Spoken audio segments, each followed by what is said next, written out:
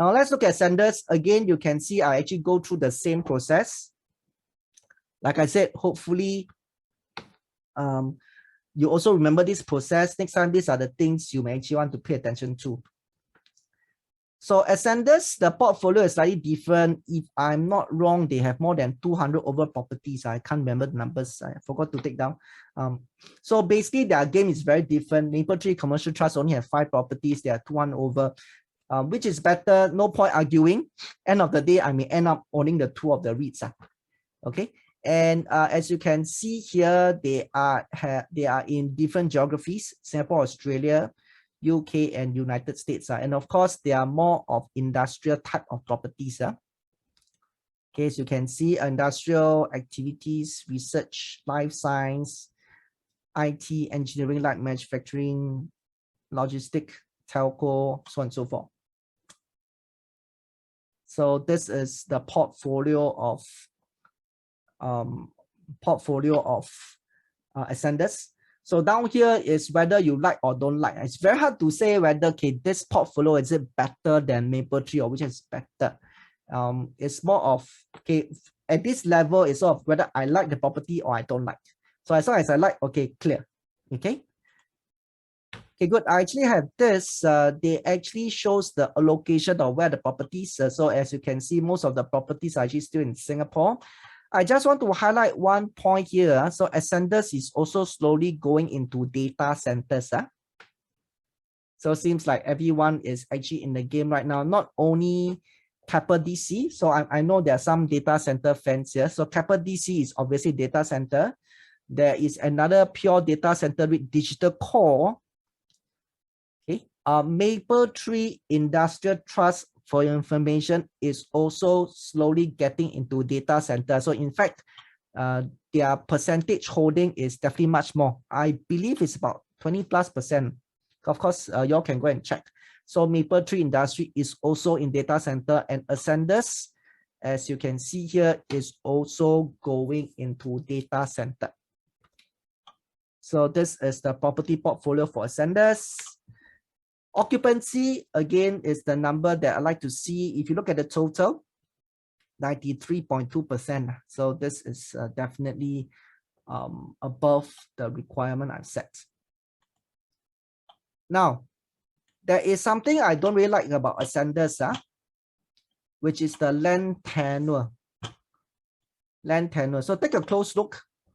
They have 8.3% of the property that have only less than 30 years left. So hopefully you all are familiar with what is land tenure. So maybe can you just in case, can you tell me what is the land tenure for HDB? Can I just trouble someone to share on the chat, please? What is the land tenure for? Okay, 99 years. Thank you so much. So after 99 years, the government is actually going to take back HDB, take back the land. Does the government need to pay you anything after 99 years? No, okay. So for industrial properties in Singapore, as you can see here, so some is only left, 8.3% is left 30 years. I actually did spoke to the fund manager before, so I asked, so after 30 years, what's going to happen? So apparently there is no precedent. Okay, no precedents, so they don't really have any property that hit that has completed the land tenure yet before. So there is 2 probable school of thoughts. One is, of course, based on black and white, the government will just take back the whole building, then that's it. Obviously, the rental from the building is gone. Okay, there is actually a possibility that they could extend.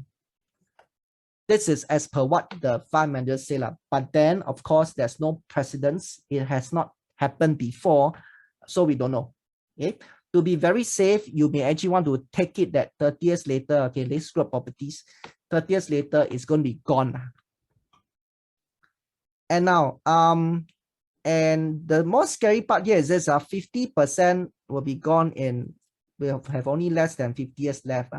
So unlike, like, for example, those commercial properties, retail, offices, their tenure usually left about 70, 80 years. So this one, you can see that is a lot lesser. So of course, for Ascendas, they're also trying to mitigate this issue by going overseas. So you can see for this problem only for Singapore properties. For US, Australia, UK, you can see their industrial properties actually freehold. So that is also something that they are trying to do. Slowly, they will shift their focus to industrial property overseas. Then they won't have this problem so significantly. Okay. So quite interesting for Ascendas, quite interesting for Ascendas. So the way they measure property is slightly different from Mapletree. So Mapletree is they just have one portfolio. Basically, they just maintain their 5 portfolio. So for them, because they have a lot of properties, and industrial properties, they come in smaller size in terms of the actual usable space and of course in dollar value. So they actually do a bit of trading, as you can see here. So every year they'll be buying something, every year they'll be selling something. They actually do a little bit of trading. So this is also something quite unique for Ascendas. Not all the REITs do that. Okay, this is more true for those who have a large portfolio, especially for industrial properties. Okay, if we look at the dividend profile, I have probably only captured only past 5 years. So this is why it's available from the internet. Now their profile, let's take a close look. 15.36, 15, 73, 15. Then went up to 16. Okay. So this one is low because it's only 9 months. You can see there's an NA here. If you just pro rata it, that means divide by 3 times 4, it's also about 15. Then go down to 14, then come back to 15. So I can't really say that this is growing. So yes, this one is growing up to 2019, but apparently, okay, it's a bit unstable at this point in time. So the most I also won't say that it's coming down. So the most I can actually conclude is about stable. Unlike the Mapletree one, you can see there is a very clear growth trend. Okay, but of course, please take note now there is a rise issue in 2019, 2020. Okay, so it doesn't mean that, oh, okay, 14 is bad. No. So we are talking about there is more units. Okay, so at the same note, I wouldn't argue that it's actually growing. Okay, so let's again look at the income profile. Again, like I said, I'm looking at the same thing for all the REITs. Hopefully you can actually follow through as well. The revenue has actually went up, okay, compared to last year. This is the full year 2021. And the distribution income is up. Okay, so generally we see improvement, okay, compared to the crisis period, the pandemic period. Okay, so again, business outlook. So basically, the COVID didn't really impact them as much. So this is what they actually said as well. So in that sense, also, you don't really have like a recovery story, unlike like Mapletree Commercial Trust. So there isn't any impact COVID on industrial properties. Same thing, financial analysis. This one less than 40% pass. This one more than 3 times pass. Okay.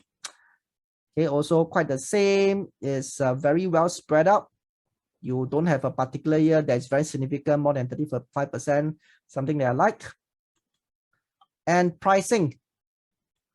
So you can see quite unique. So somehow in 2019, somehow I don't know why at that point in time, investors are willing to accept lower, suddenly willing to accept lower yield. So in the past, okay, so I've actually done this exercise, I think way back in 2013. In the past, when people buy Ascendas REIT, they're actually expecting about 6+% yield. But I don't know why in 2019 onwards, the investors are willing to ask for lower yield. Okay, so again, I think 2020 is an outlier. I actually cross it out. I just take the average of 527 and 504. Okay, I get a fair yield of 516. Okay, I'm not sure whether the price today did drop further, but based on the price that I have done the slides, is the current yield is above the fair yield. Again, I think it's considered undervalued.